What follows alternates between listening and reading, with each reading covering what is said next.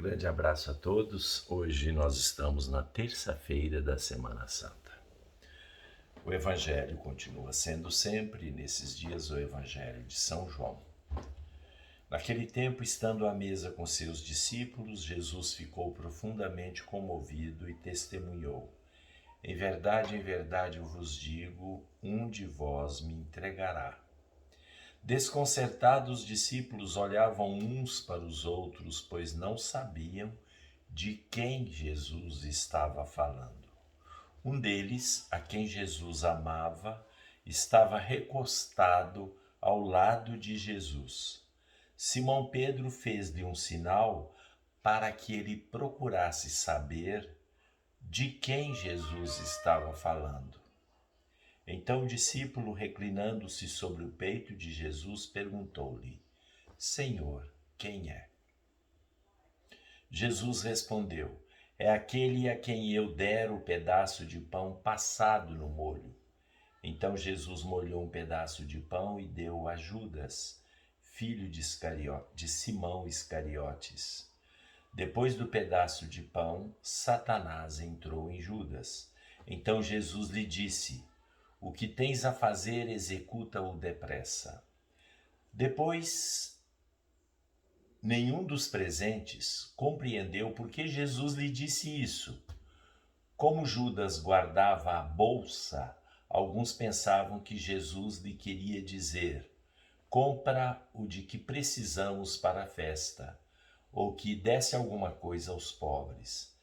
Depois de receber o pedaço de pão, Judas saiu imediatamente. Era noite.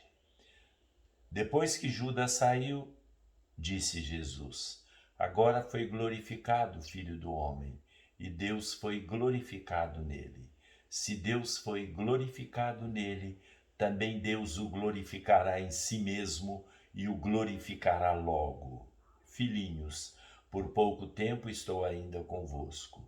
Vós me procurareis, e agora vos digo, como eu disse também aos judeus, para onde eu vou, vós não podeis ir. Simão Pedro perguntou: Senhor, para onde vais? Jesus respondeu-lhe: para onde eu vou, tu não me podes seguir agora, mas seguirás mais tarde.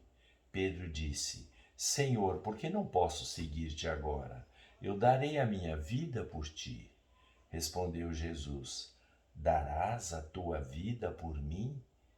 Em verdade eu te digo, o galo não cantará antes que me tenhas negado 3 vezes. Palavra da salvação. Glória a vós, Senhor. Pois bem, eu quero destacar no Evangelho desta terça-feira santa, eu quero destacar 2 coisas. Em primeiro lugar, o clima de amizade, de carinho que está em volta de Jesus, e aí vem uma nuvem negra a tirar este clima, que é a figura do traidor.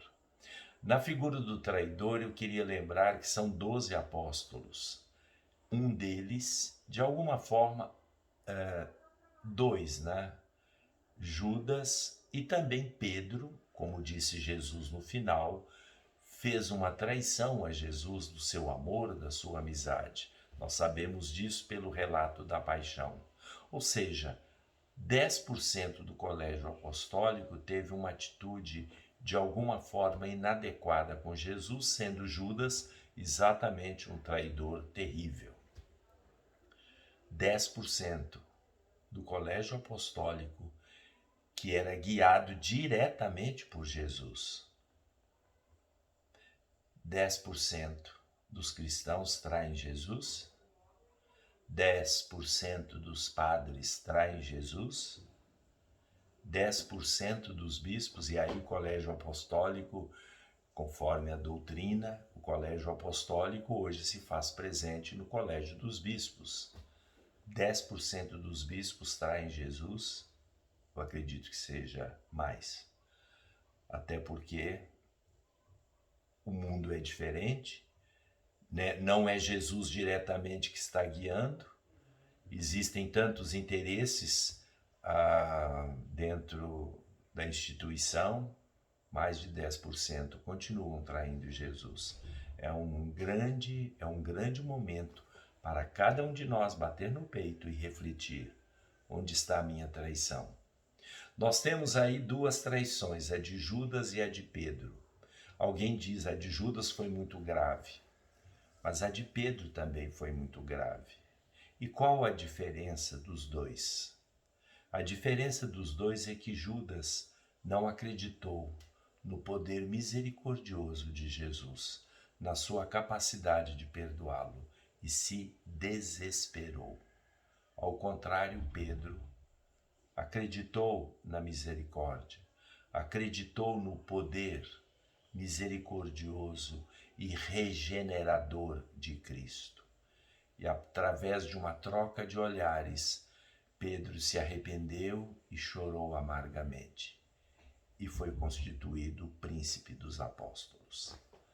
Esta é a primeira observação.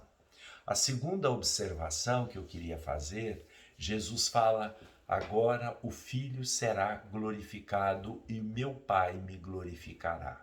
O que significa isso exatamente no momento tão tenso? Na verdade, a palavra glória, não é o que a gente pensa de glorificação mundana. A palavra glória é, dentro da teologia, aquilo que é externo a Deus. O que é interno a Deus chamamos de santo, santidade, a alteridade radical e absoluta que é Deus. E aquilo de Deus que chega até nós, que é o seu exterior, nós chamamos a glória de Deus, a manifestação de Deus. Comparemos com o Sol. O núcleo do Sol, se fosse o núcleo de Deus, seria a santidade ao qual ninguém tem acesso, como nós também não podemos olhar o Sol diretamente, ficaríamos cegos. Mas o Sol chega até nós através dos seus raios. Isto seria, em teologia, a glória de Deus, a revelação, a manifestação de Deus que em Cristo aconteceu de modo especial no momento da cruz, no momento da paixão. E eu e nós sabemos disso perfeitamente, porque ninguém iria pensar humanamente que Deus se manifestaria desta forma em Cristo. E, portanto, se a paixão e a morte de Cristo aconteceram, a glória de Deus, como os apóstolos nos transmitiram, de fato aconteceu ali. Porque os apóstolos não poderiam inventar isso, que Deus estaria presente em Cristo neste momento da sua paixão. Nenhum homem, nenhum ser humano poderia aventar esta hipótese. E quando os apóstolos nos transmitem esta verdade, ela vem de Deus. Grande abraço a todos e nós voltamos amanhã, na quarta-feira santa, se Deus quiser.